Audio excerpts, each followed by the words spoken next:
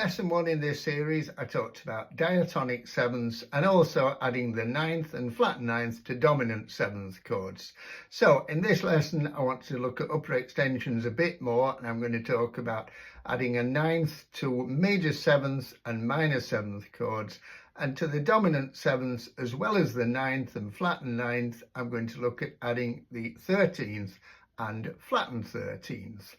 If you find the video helpful, I'd be really grateful if you give it a thumbs up, and if you haven't done so far, if you could subscribe to the channel, and I'm always happy to answer any questions that you may put in the comments below.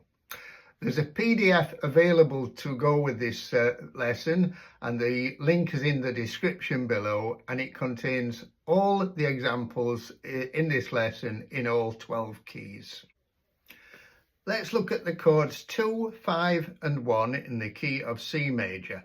Chord 2 is D minor 7. D is the root, F the third, A the fifth and C is the seventh. If I add the note E above that, we get a D minor 9 chord. E is 9 letter names above D. Now if I take the root note D out and play it down an octave with the left hand, I can play the third, the fifth, the seventh and the ninth with my right hand. Now I can play the right hand notes in 4 different positions by taking the bottom note each time and putting it up an octave. Take the A, put it up an octave, now take the C and put it up an octave.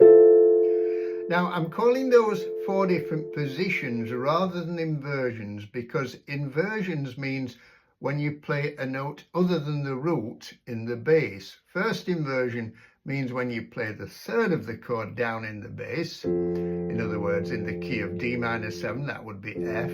Second inversion the fifth, and third inversion the seventh. Let's look at the dominant seventh chord now. That's G7, root, third, fifth, seventh. In lesson 1 we already looked at the ninth, A. So if I play the top 4 notes with my right hand, put the bottom note G down an octave. Now if I displace the note D, which is the 5th of the chord, up by 1 tone onto E, we get a G13 chord. E is 13 letter names above G. When you see a chord symbol that says G13, you kind of assume that it means include the ninth.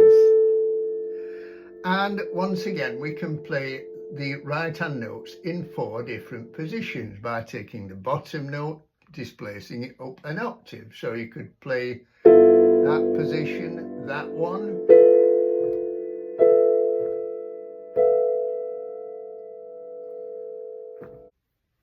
Now let's look at chord 1, C major 7, C is the root, E the third, G the fifth, B is the seventh, and if we add the note D, we have a C major 9 chord.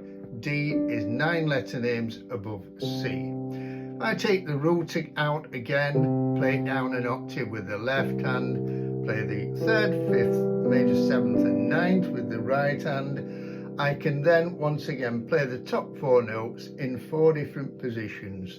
On the score, I've put these an octave higher. I'm playing them down here so that you can see my hands.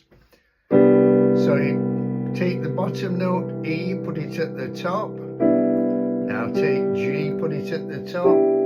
Take B and put it at the top. So once again, 4 different positions.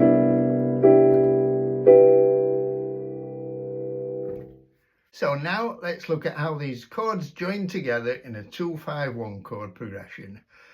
I'm going to take 2 different positions of D minor 9. First of all, that one where the right hand is playing the 3rd, 5th, 7th and 9th, and also this one where the right hand is playing the 7th, 9th, 3rd and 5th. So we'll start with this one first. Now have a look at just how little the notes change to go to a G13 chord. Obviously the root note D has to go up to G, but look at the right hand. only one note changes. C drops a step to B. So let's look at the individual notes in the D minor 7. E is the 9th. It remains and becomes the 13th of G7. C, as we've already said, that's the 7th of D minor 7. It drops a semitone to B, the 3rd of G7. A, which is the 5th of D minor 9, remains and becomes the 9th of G7. And F, which is the 3rd of D minor 7, remains and becomes the 7th of G7. Now remember, this is a really important principle in voice leading, that if a note is common to two chords in succession, keep it in the same voice or same place. If not, then try to go to the nearest note in the next chord. So let's look at the G13 now changing to C. There's a bit more movement here, but it doesn't go very far at all. One of the notes B is in both chords. So B is the 3rd of G13 and it stays put and becomes the 7th of C major 7. E, the 13th of G7, drops a step to the 9th of C major 9. A, the 9th of G7, drops a step to the 5th of C major 9. And F, the 7th of G7, drops a step to E, the 3rd of C major 7. Now, if I do it in this, the other position just there,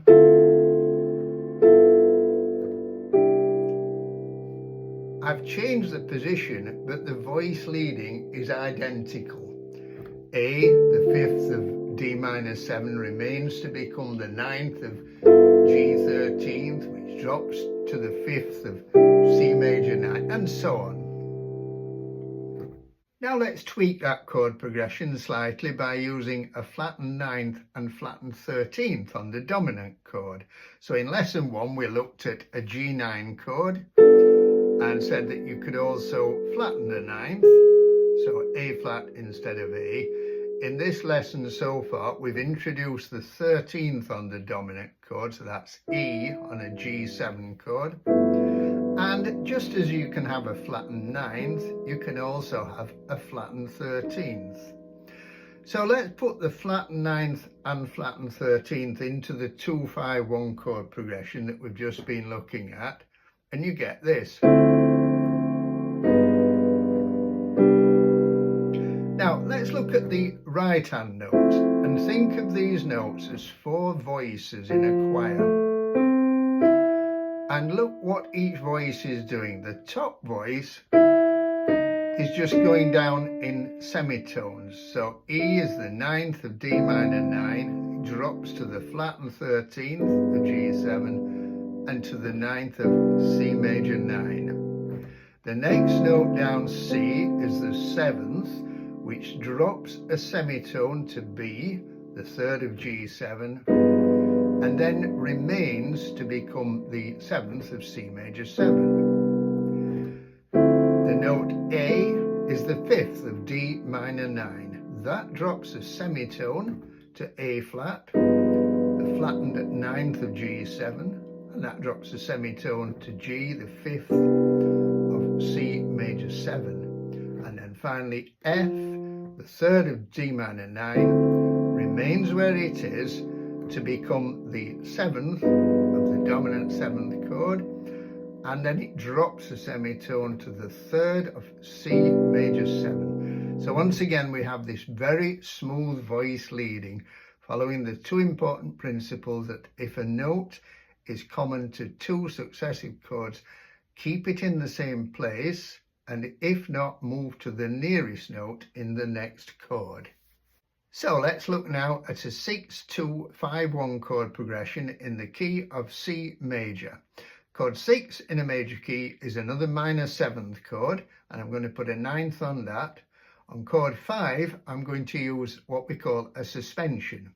Now, if you're not familiar with the concept of suspensions, I've done another video in which I explain that in full. I've put a link in the description below for that video, but I will do a brief recap in this video. And on chord 1, I'm going to introduce what we call movement within the chord without changing the chord.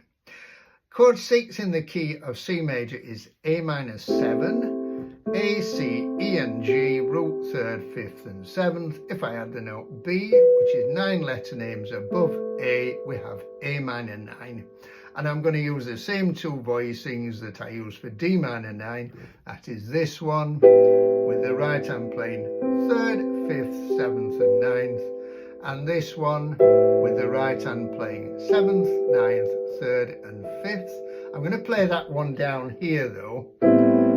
It sounds richer, it's just easier to read when I put it up there. So I'm playing it down here. Now let's look at the voice leading going from there to D minor 9. The top two notes, C and E, are common to both chords and stay in the same place. So E, the 5th of A minor 9, remains to become the 9th of D minor 9. C, the 3rd of A minor 9, remains to become the 7th of D minor 7. B, the 9th of A minor 9, drops a step to the 5th of D minor 7. And G, the 7th of A minor 7, drops a step to the 3rd of D minor 7. Now, when we go to the chord 5, I've introduced the suspension, which is this. Now, if you look at the right hand only there, F, A, C and E, it looks, and is in fact, an F major 7 chord. But when we play it over the note G, that has two names. It's either called a G sus 4 or a G11 chord with a 13th on. Now, it can be very confusing. Why is it called 11th sometimes and sus 4 other times? Well, they both mean the same thing. The note C is the note that we're talking about. It is 11 letter names above G, but if you count it from that G, it's 4 letter names, and that's it basically. Just depends where you're counting from. Now, what is a suspension? Well, first of all, it's a non-chord note. It doesn't belong to the chord. Why do we call it a suspension? Well, because it's played in the previous chord as a chord note, and you're expecting it to go to a particular place. So in the case of D minor 9, you expect C, the 7th, to drop to B, the 3rd of G7. But instead, we keep it there for a moment. And this is why we call it a suspended chord. And it then normally resolves. Now, I've just got to add a caveat to that. There are many instances in contemporary music where we play 11th chords and we don't resolve it anymore, but that's where the name comes from. So you get the note is prepared as a non-chord note in the chord before, held on as a non-chord note, which we call the suspension, and then resolved onto a chord note. So if we look at the voice leading now in that suspension, look at the top 3 notes. They all drop by 1 semitone. E, the 13th of G7, drops a semitone to the flattened 13th. C, the suspended 4th or 11th, drops a semitone to B, the 3rd. And A, the 9th, drops a semitone to the flattened 9th. So once again, we've got this very smooth voice leading. So we've got...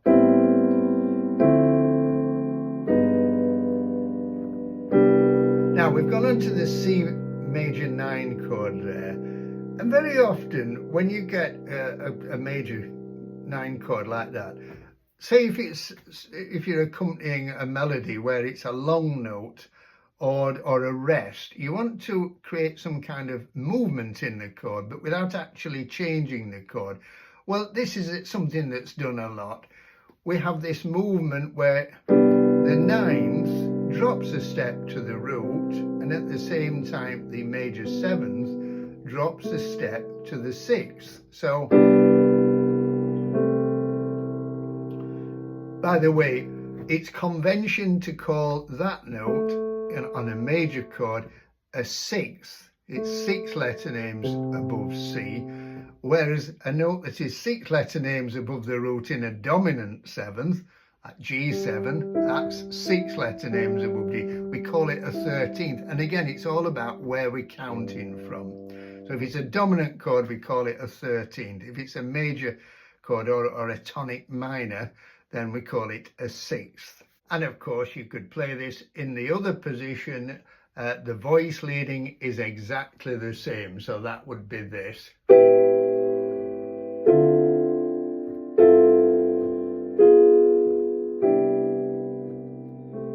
So the movement in the C major 7 chord at the end there is down at the bottom instead of the top. Now let's look at the cycle of dominant chords. In this cycle, the root progression is down a perfect fifth. A perfect fifth is a type of musical interval. If you're not familiar with musical intervals, I've done a video about them. There's a link in the description below. Basically, there are 2 aspects to an interval. It's numerical value. That's the number of letter names from one note to another. So say if I'm going from G to C, G, F, E, D, C, 1, 2, 3, 4, 5, we say that is down a fifth. Note, by the way, that if you go up to C, that's up a fourth, and we say that we consider those 2 intervals the same. The other aspect to an interval is its quality, or what type of interval it is. Is it major, minor, augmented, or diminished? Now, I'm going to use the same voicing on the dominant chord that I've been using so far in this lesson. So on G7, I'm going to either play it like that, with the right hand playing 7th, 9th, 3rd, 13th, or like that, with the right hand playing 3rd, 13th, 7th, and 9th. And the idea is that when you go from one dominant 7th to the next one in the cycle, you alternate the 2 voicings. So if I start off with G7 there, when I go to C7, I go to the other voicing. And if you look at the voice leading, you see how smooth that is. First thing to note is that the A is common to both chords. It's the 9th in G13th, and it is the 13th in C13. The other notes move by step. E at the top, that's the 13th of G7, goes down a step to D, the 9th of C7. B, the 3rd, goes down a semitone to B flat, the 7th. And then finally F, the 7th of G7, drops a semitone to E, the 3rd of C7. And if you just go through the cycle alternating the 2 voicings, then you get a really smooth progression. So you get G7, C7, F, B flat, E flat, A flat, D flat, G flat, and so on. You just carry on right the way around the cycle until you get back to where you started from. And you can, of course, use the other voicing. I've written it up there, but I'm going to play it down there. It sounds a bit richer down here. So that goes to C7 like that, F7 or F13, B flat, E flat, A flat, D flat, and so on. Now I'm going to go back to looking at the 2-5-1 chord progression, and I want to look at what we call inner moving lines. Now on the D minor 7, I'm going to look at that voicing with the right hand playing 3rd, 5th, 7th and 9th, but I'm going to take the next to the top note out this time, C, and play that with my left hand. So I've now got a more what we call open type of voicing with the notes spread between the 2 hands. When I go to G13, instead of playing it like that, once again I'm taking the next to the top note out and putting it in the left hand. So we've got this, D minor 9 going to G13. Now what I'm going to do now is the 9th is going to drop a semitone, and this is what I mean by inner moving lines. The A in the middle drops a semitone to A flat. So it repeats going from D minor 9 to G13, and then it drops a semitone and it creates this inner movement. It then drops a semitone to G the fifth of C major 9. So this voice in the middle is going. Now we can also create movement on the C major 9 chord by doing this. G is the fifth, and this is it's done an awful lot in jazz. The fifth rises a semitone to the sharpened fifth, and then it goes up to the sixth. And as it goes up to the sixth, the ninth at the top comes down to the root. So we get this movement. 1, 2, 3, 4. So that's the kind of thing you would do when you get 2 bars of the tonic chord and say the melody is just a long note or there's a rest there, and you want to fill it in but without actually changing the chord. So the whole thing sounds like this.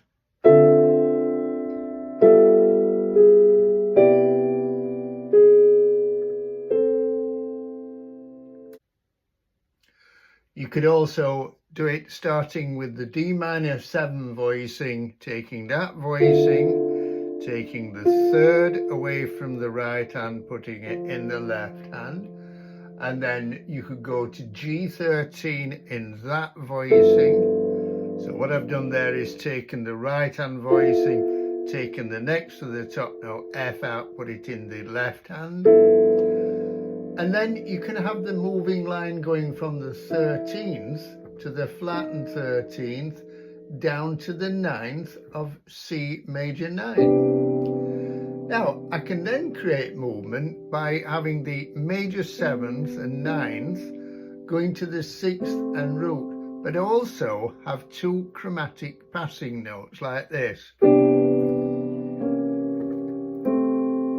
They're called chromatic because they don't belong to the key, they are borrowed, and they pass in between the 9th and the root and the major 7th and the 6th, and they move in thirds, which gives a nice smooth line. So the whole thing there sounds like this.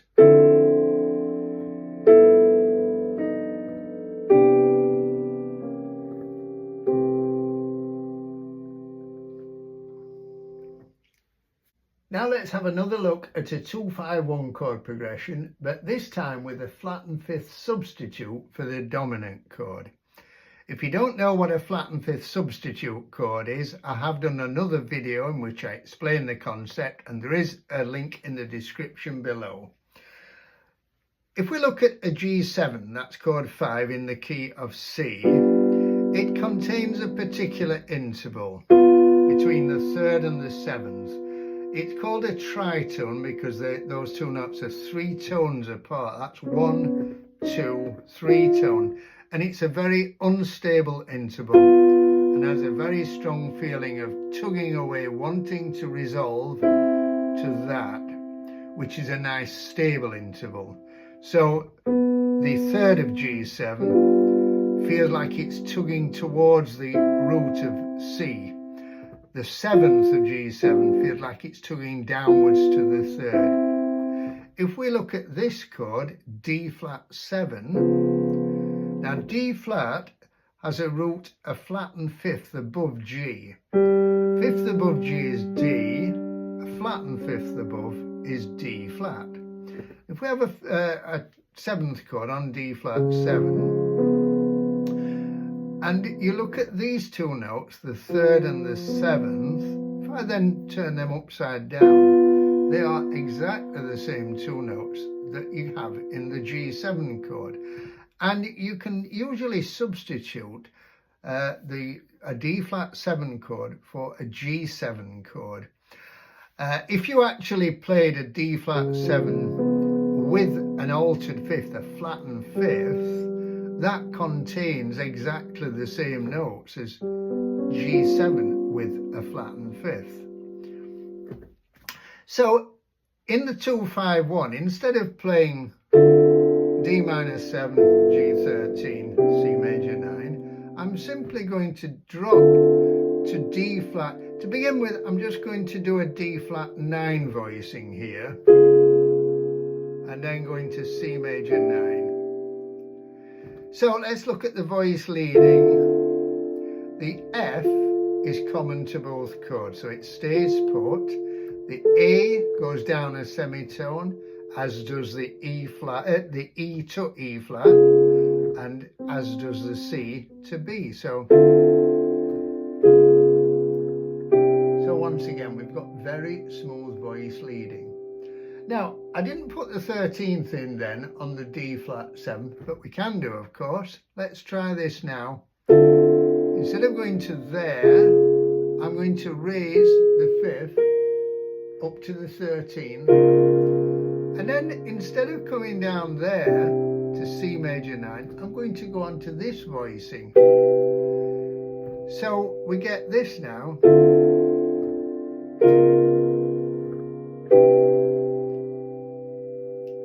So we've got this nice country motion between the top and bottom notes, both going in semitones but in opposite direction.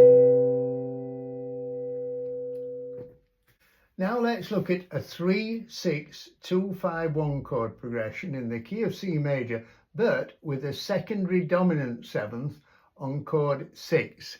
Now again, if you're not familiar with the concept of secondary dominants, I have done a video about them and there is a link in the description below. Chord 3 in the key of C major is E minor 7. Chord 6 is A minor 7, but I said we're going to put the secondary dominant there. Now, what that means is we're going to look at the chord following it, D minor 7.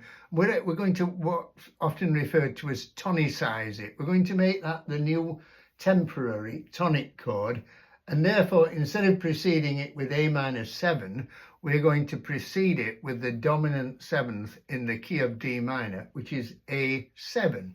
A, C sharp, E and G.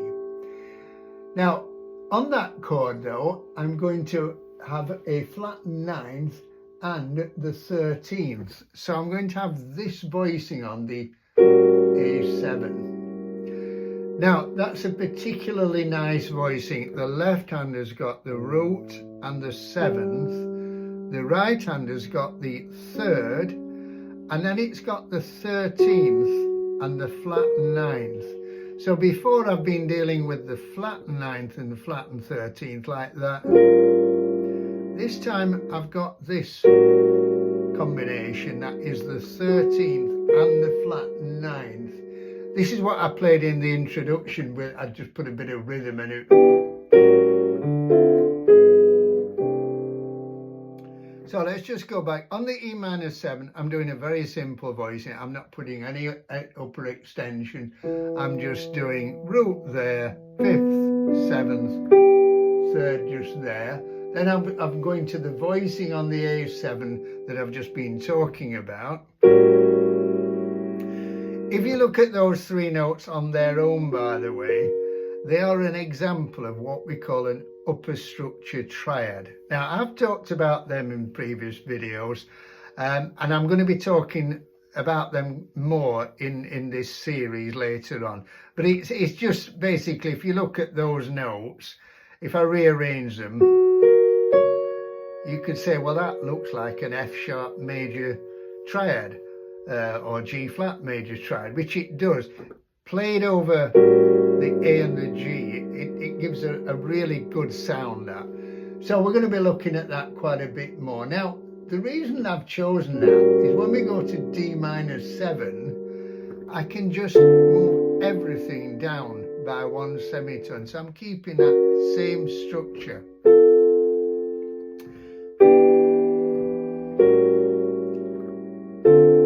And then when I go from there to the G7 chord, everything just moves down 1 semitone. So once again, I'm using that same same shape in the right hand. So that is actually another example of what we call an upper structure triad. If we look at those three notes, if we respell them, if we call that G sharp instead of A flat and put that B up there, if we think of that as E, G sharp and B, you then instantly look at it and think, oh, that's an E major triad played over G7. It's another upper structure triad. So we've got this lovely voice leading, that shape there. Now you notice that on its own, which we're saying look at it as a major triad, but it's in second inversion, and these upper structure triads tend to work best with the top bit shaped as a second or first inversion. It then drops nicely to D minor 7 and then to G7 with the flattened ninth, or G13 with the flat ninth rather. And then I'm going to this voicing on the C chord. Instead of playing the major 7th, I'm playing this chord, which is a 6-9. A is the 6th, D is the 9th, and then if you put the G on top, the 5th, you get that nice shape in fourths. And it lends itself to a lovely arpeggio.